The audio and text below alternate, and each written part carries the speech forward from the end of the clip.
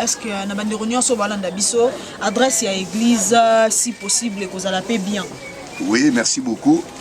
Église les amis na commune na biso ya Tchangu, centralisation biso na Tchangu, basili na biso ezali pe pai na ipai, toza na seli na biso na Debonome, toza na seli na biso na Kingasani susu ya Suka na avenue Mboloko numéro 74.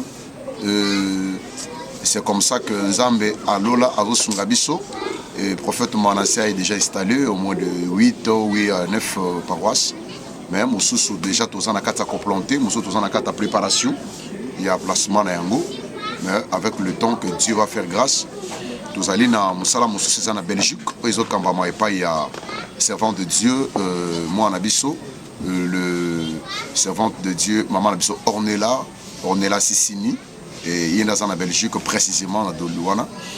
Déployé au prophète Manassé, Azako évolue les sous en Belgique et na bande comme Souskouna.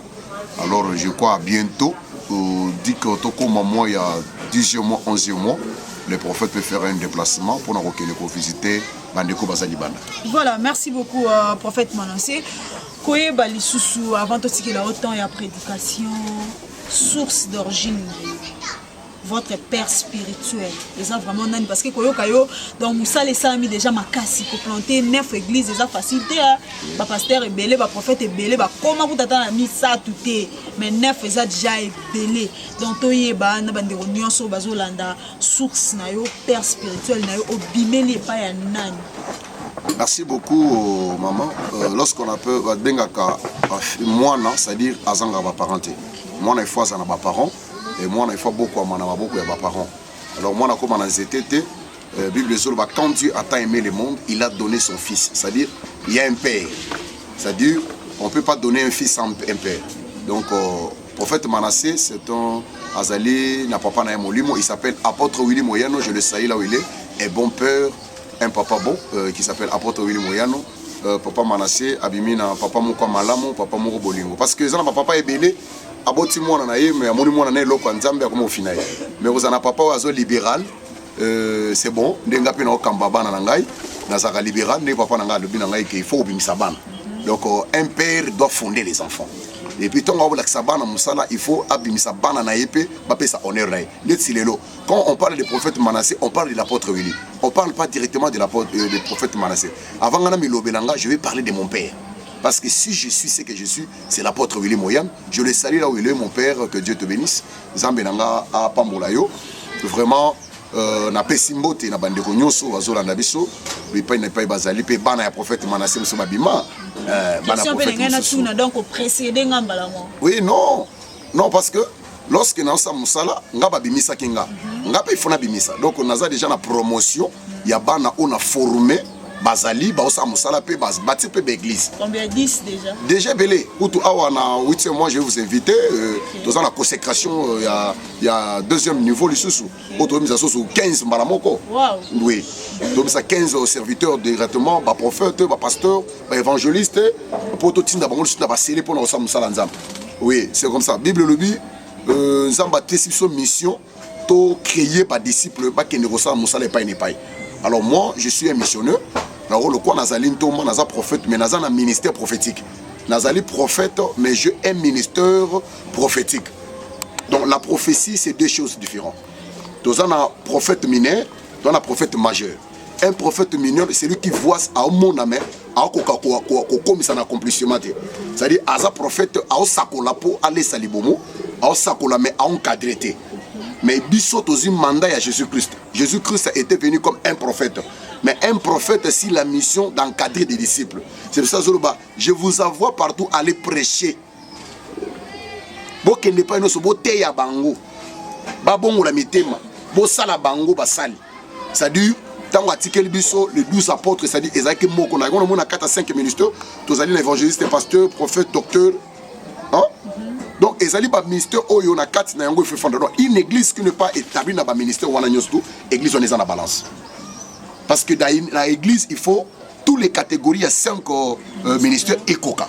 Et c'est pour cela, Manassé a un effort afin de ces 5 ministères, on a ministère d'ailleurs. Donc, on a un pasteur, on a un évangéliste, on a un prophète, le prophète pour père na bango za prophète ba prophète ne ba obima lokola mai pour ba prophète ba obima lokola mai pour awa soto sisi to pesa numéro muto azana besoin to sakola to sakola pona yo ya koloba te o te ba lokute comme belé maman le na koloba vérité moko bana nzambe bele ba comprendre même ba o ba benga bana ba TV wana te biso to za bato to yebi le na fungola mo biloko mo belé pour ba comprendre que na makamwa nzambe il fallait kolanda ka prestige te donc il faut que ça y la kalikambu ya Saint-Esprit.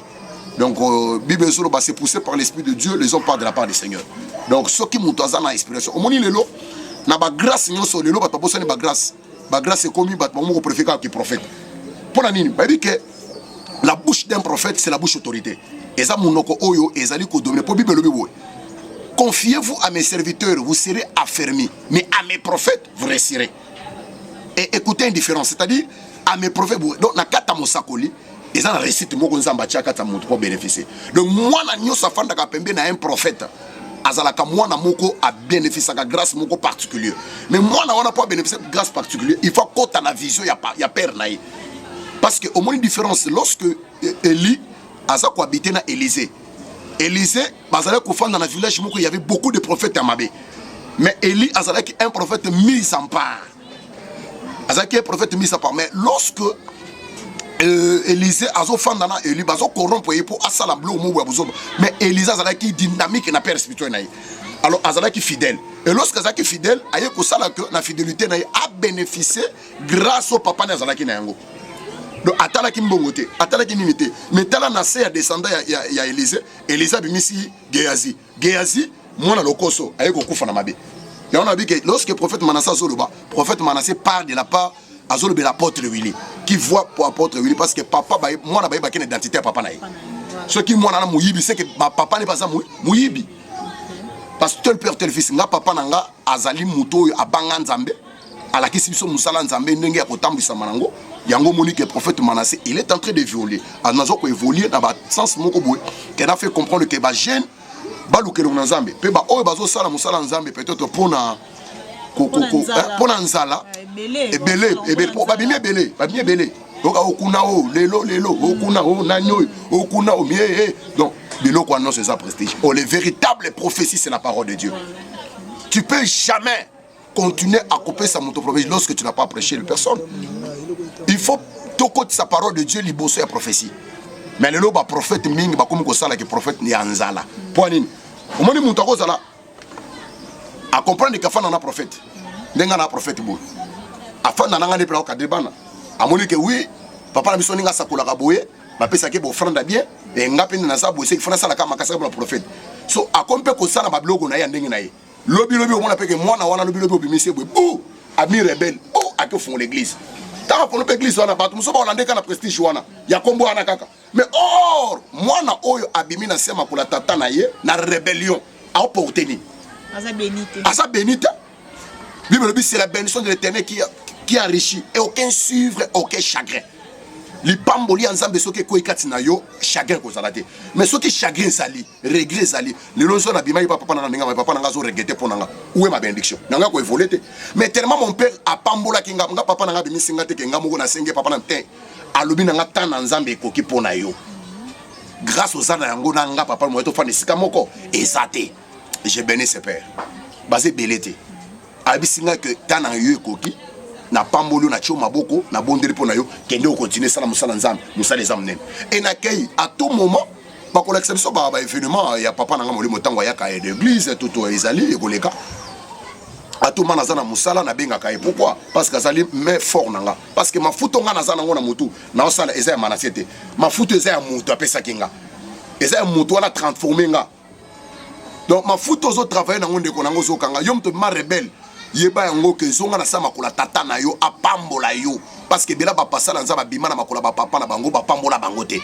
yango somo na bazo kende ba weba ko kisa mission ya nzambe ko na bango ezate ba okende ba osuka ba komo osana makamsusu ya bêtise pourquoi encadrer spirituel azate akala spirituel azate po amona ke atasali oloko muto gangela te mais nga papa na nga moli motiro gangela abeta nga na mbata so na abeta nga na mbata apinira nga pe.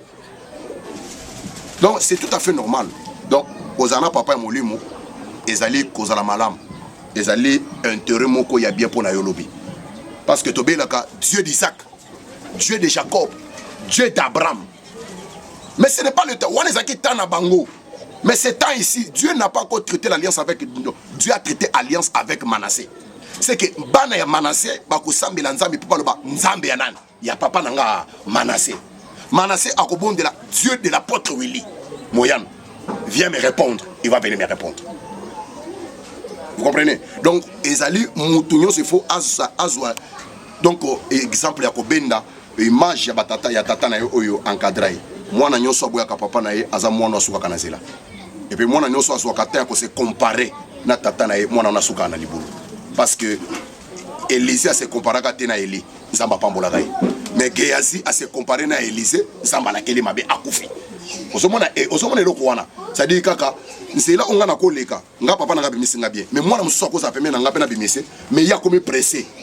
A tikitan on Zamba bongi cela qui est à rapidité à ke koluka biloko ya mabe. Donc moi je donne l'exemple on peut ça conseil que la bande kono so bazo landangai na musika pepe na zote ya bino na zo pesa bino exemple mon malade que esengel na bino boluka temps ya ko d'abord ko s'éduquer ya ko fana makola nzambe ya ko banano ko zo enseignement peut comprendre Moussala Nzambe et Zanine. Voilà, merci beaucoup prophète Manassé.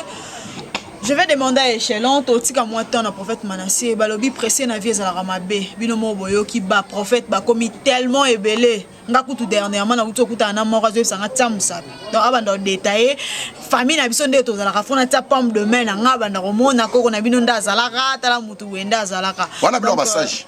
Blo passage akala sira mobutu. Yo ba ngote wana za mo mke. Ezala tilelo. Ezala na ngo. Tchalo boko koye ba la question. Oui, siko biloko wana eza biloko moko po ba toi comprendre que bando ki pe basakolaka. Ba marabu basakola. Ka satem posa kono so le kana te basakola za nzambe. Te. To koye ba nzete na bomana yango. Ozolanda lelo na baki na ofungula na lobela sur le vrai prophète et les faux prophètes.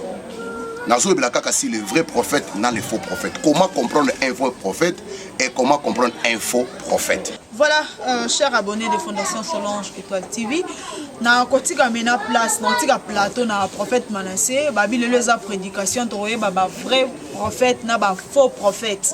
Fotoye ba bango parce que ba komi tellement ébélé, ba misuku ba bimina nzela pour na mabungu na bango. Ndezalaka na ba biso ateya, bimis ba prophétie lokuta, ba tu ba ozanga pété ko pesa moi quelque chose. Na kotika plateau toyo ka prédication et longo na bande nyonso. Là je profite pour dire un grand bonjour, bonsoir. Naunga kolandanga balobi évangéliste Kovik Chaba. Voilà. Notre déjà plateau Échelon. Merci beaucoup na balandi nyonso oyo baza kolanda biso musika to pembeni. Na pamboli nzambe mingi parce que ninge tokutani, to ninge to lekana moi prédication. On a respect ya parole. Photo longola kepi. Po bande ko nyonso baza musika ba meka komona prophète Manassé.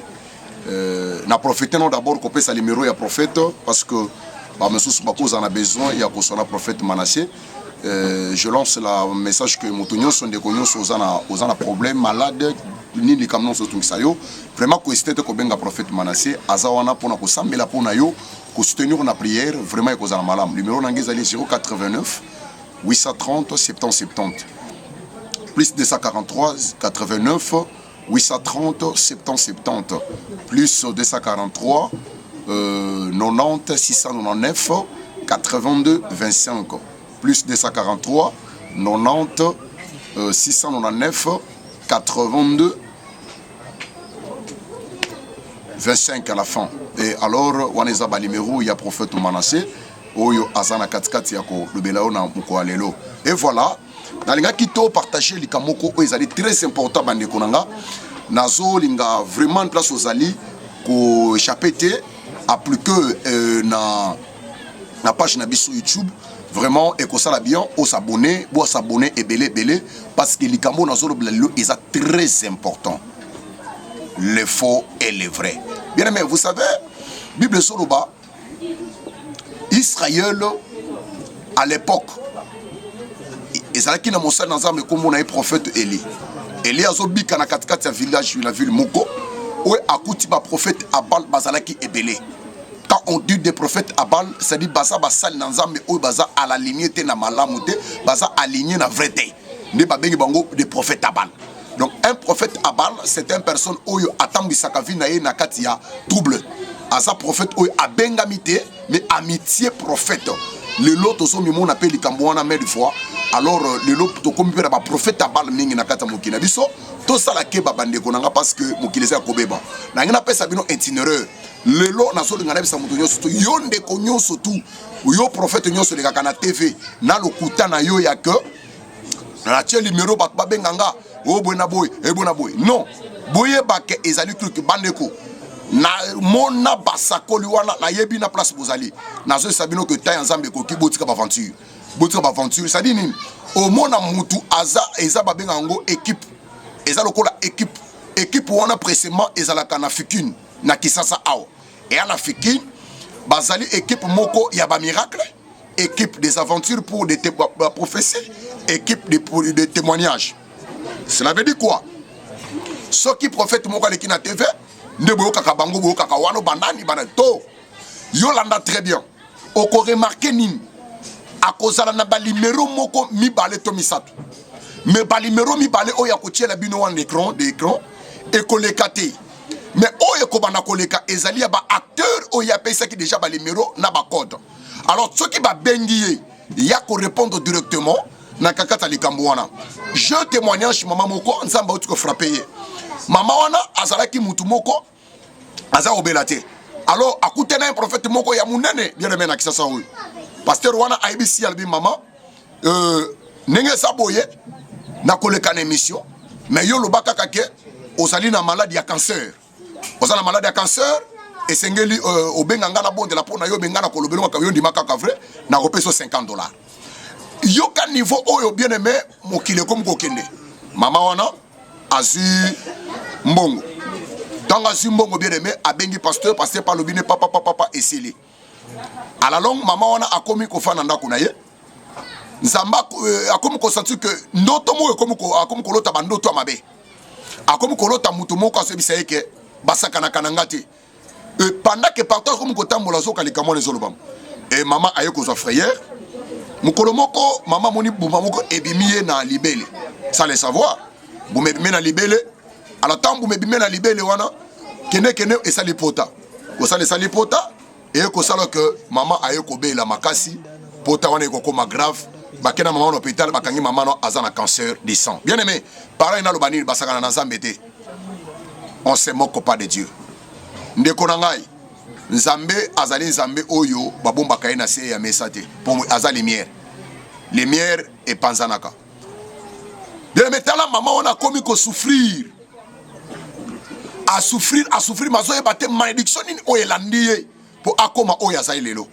mais à la fin nango bien metango yoko kutana mosakoli azana mboka na yeko ebisa ye maman esengeli otubel maman yeko ebisa ngai vérité abi papa talanga na sala kabu aza jeune sœur azana âge à 37 ans alors bien aimé dans le Seigneur et ça là qui passe et le maman on a de kona ayaki kokufa pourquoi parce que akokaki akotaki na katikati ya likam oyo ezalaki ya voix ya malamu te makotaki na voix ya mabe. Comment découvrir le faux prophète et le vrai prophète? Bien aimé dans le Seigneur, Bible solo bak tokoye ba mbomana na nzete na mbomana yango, c'est-à-dire na vie à l'élo bien aimé dans le Seigneur. Et sengeli d'avance yomoko ozana confiance en Zambi ozakati na yo.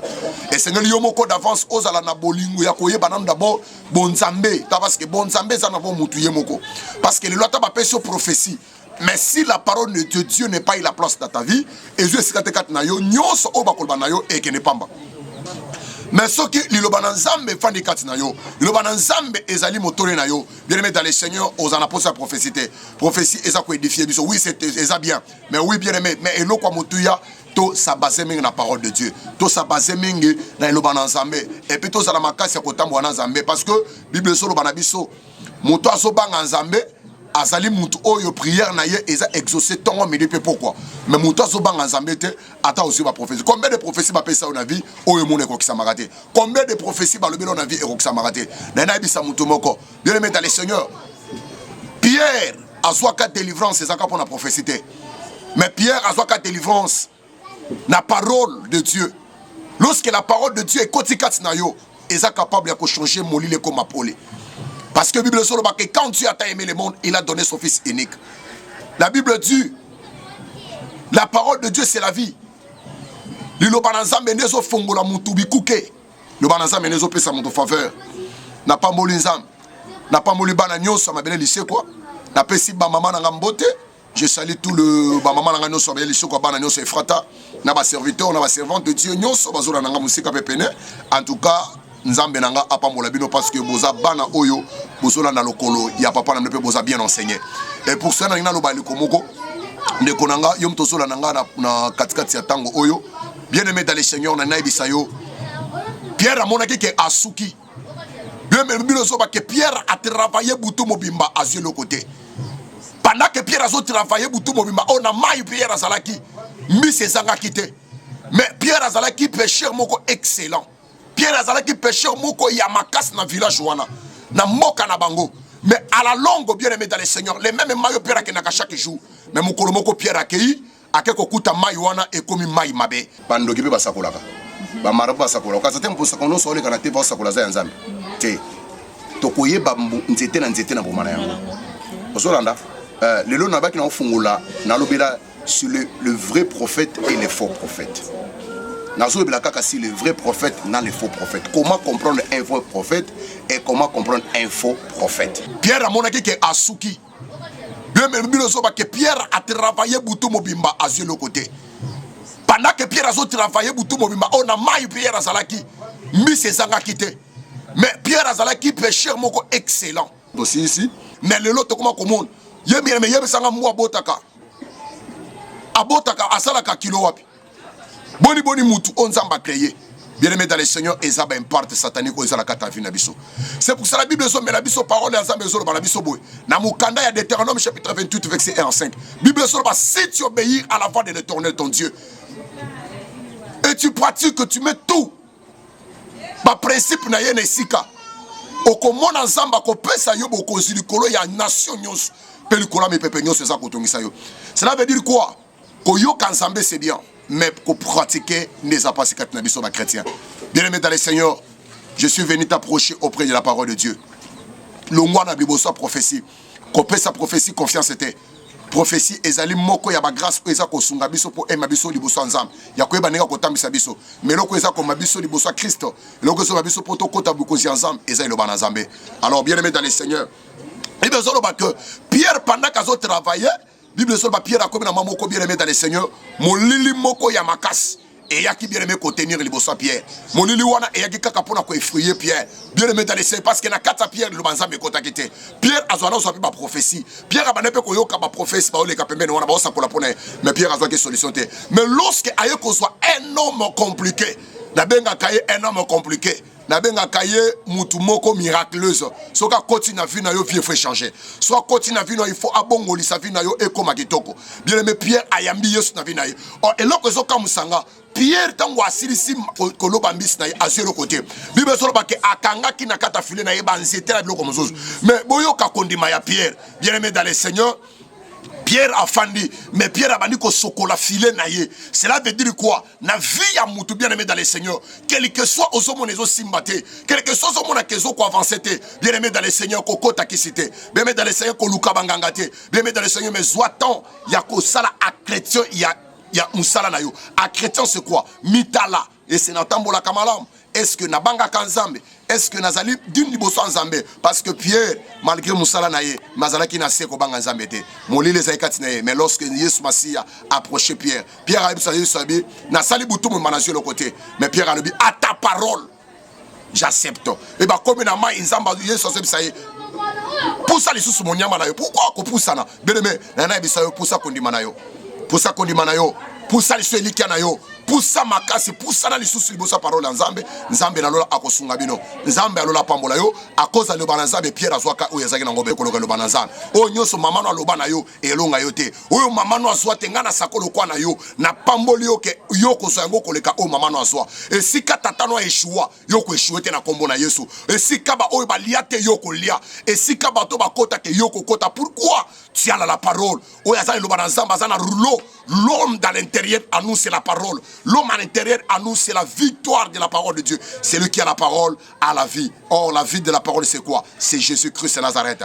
Kozana Yesu na katnayo et sa gloire. Merci, bon petit na bino nyonso boyoki maloba oyo Nzambe alola apambola bino ezaki wa bino homme de Dieu le prophète Manassé Kabatsula Chilanda les responsables de l'église évangéliste Mabela c'est quoi oyo ezami na Kisasa epai na epai Nzambe alola apambola biso benga biso na ba numéro eza affiché okomona biso to répondre yo na lolenge nyonso oyo esengeli Nzambe apambola yo motuna na yo soki ezali tokosunga yo malade quel que soit nini prophète Manassé Zawana sans quoi sans demande to sambela pona yo omolobo kwa Nzambe to senga na bandeko nyonso église évangéliste Mabela c'est quoi ils ont la kata construction munene ya église otoza na kati kati ko bâtir bien mais to senga lisungia mutu nyonso tu ndeko nyonso tu oyo moni ko sunga ka musala Nzambe yo pesa ka bambongo na bafali opesa ka bambongo na banani opesa mona non bien mais place ko pesa mbongo eza place musala Nzambe parce que ba ono so batonga arche bien mais ba kufate mais babika na kati kati wana yo pesa pela bien mais dans les seigneurs totonga na yo arche oyo na biso nyonso ensemble Nzambe na biso akopambola yo merci bino nyonso na pamboli bino Nzambe nanga azala Nzambe ya mutu nyonso merci amen amen amen amen amen voilà toyoki ndenge prophète Manassé a pesi ba détail il y a pas vraiment à commenter bino mo yoki voilà prophète Manassé toza na posa tozwa adresse exacte ya église escatoza oui église parce que tozali awa ezali na Tchangu, justement la commune ya Mikondo, justement avenue Boulungu numéro 204. Boulungu numéro 204. J'espère que Batonio soit le prophète Manassé, au Bolinga prophète Manassé yeyo, avec moi Sabino que oui, il y a qu'à nous inviter dimanche oyo eza benda bika. Dimanche oyo en tout cas dimanche oyo eza lisakoli yake bando bota manu ba peso lisakoli wana te. Na oyebisa mutu na crédit ati na kata téléphone donc na oyebisa yo na mbongo za na ngona kata poche donc nyonso yo donc dimanche on a bengi yo yaka na malade yaka na ozana problème bien aimé miracle c'est ordinaire dimanche passé na oteko sambela mwana moko azana na programme musala abeta 5 akota musala bazwa kete azan infirmier na prophétiser pour na ye na yebise ke Nzamba lola aotalisa ke bakangaka yo justement pa mobali moko bima na ye mobali wana zaki mutamisa mabe et mwana mwasa koma kola na butu alotaka keke alotaka asalaka mais na moyiboy apesa ke musala bien te or que déjà comment travailler na butu et ana bato mususu musana ye kufa ok kufa na moyi mais na butu esala kana donc yango bible soloba le véritable délivrance commence spirituel et ça se touche physiquement ce qui est spirituel dans le kangolamité ata physique oluki musala kozangote parce que eloko nyonso afeki comme physique et bandaka spirituel et bandaka na molimo yango toluka ka mingi ya kozwa na délivrance spirituelle ce qui délivrance spirituelle ekoti na kati na yo bien aimé okotambola okoforce te okoforce te okomona kaka nyonso comme facile yaka dimanche oyo prophète abengisi yo mutu nyonso oza kolanda biso epai na epai benga prophète tikotak ya mbala moko edutaka te mabele ya lese kwa awa oniati yo moko komona makambo ya kolobela te biso loba mingi te na télévision te mais opusa na yo moko ya ngana peso teke na osakola pona na TVT po via mutu baloba ngo na public te via mutu baloba ngo papute te les sakoli ya via mutu eza vie privée na ye eza vie privée il fallait to garder yango yo moko na prophète bien mais soko moni ba profiter pour na télévision tala wana ba vantir wana lokuta tika mais maka mutu a prophétiser pour na bato wana na TV kende okuta ne fara boy azangelo olo ba invitanga na église moko ya camarade moko justement soki na bongolo na bongolo ti oboyebi wana babenga soki oyebi akuna benga ya moko prophète asokola oyebi bien aimé na kenda boye bien aimé dans le Seigneur oyebi que na simba micro na prophétisa église mutu atelemi abotolinga micro ayebisi ngai mon frère à partir de loko yaka sur église tangate na tune pona ni habiter koyaka te na comprendre que makambo Nzamba asala kati na kati na asala ngote ozomona bien mais différence il faisait la tala cause en église na limité to na lemba elingi na cette église na Nzambe voilà tala bien mais Nzamba bimaka na kata bisiko bat bachaka te na na yebisa yo yaka na mikondo omoni na côté ya kabini mbangu nde place dozo bondela yo mutoza wapi ozawa bien mais côté na mabela lisekwa bible solo ba que na kata lo débat ne place Nzamba bimisaka meshiboshe na na bisa yo loko moko que tozana lo débat ezo benga yo lo débat ezo ko interpeller yo yaka nan nyata pena na mabele ya mikondo nyata na mabele ya changu ezana basala Nzambo ba bombama mais bazana eloko Nzambe mais bonekishaka biso po bomona lokwa ke ba o alimete ba o ya kuna ya gomende bana Nzambe te bien aimé Dieu reste toujours dans les cœurs. Yabato Bota Monobangaï. Voilà, merci beaucoup, prophète Manassé. Voilà, nous sommes bel et bien à la fin de notre émission. Nous vous disons un grand merci. Bozaki est belé à Kolanda Bisso. Tim Kalolo, on a lobby depuis Paris, Yaka, dimanche Yaka. Longa voit à Paris, Yaka. Je le vis qui tata depuis Canada, Yaka. Jackie Aikana depuis Afrique du Sud, Yaka. On a posé à vivre prophétie, nanga fara boyaka. Bino tout na bengi bino boya dimanche. Neka prophète Manassé lobby ezaya koinda dimanche. Ngamo divine kabe na ozangati. Na ozalawana. Pour ngape ba misala faut m'ataper bas niveau quoi. Voilà, nous vous disons un grand merci. Na bandero nyonso balandi biso, na abonné na biso nyonso. Na profitaka ndé na lobara bo s'abonner massivement na chaîne Nabino. Bokoza jamais dessus. Là je profite pour dire un grand merci. Balobi Maman Solange Étoile, la femme selon le cœur de Dieu de Zéliwa na bossa na kande na loba. Na suka na bossa naka. Voilà, j'ai dit un grand bonjour, bonsoir na nga kolandanga. Gwené Love Merveille Gladys Gaël depuis Paris, je vous salue. So King Kole Sazongite Tokuta Ambalasima. Merci beaucoup.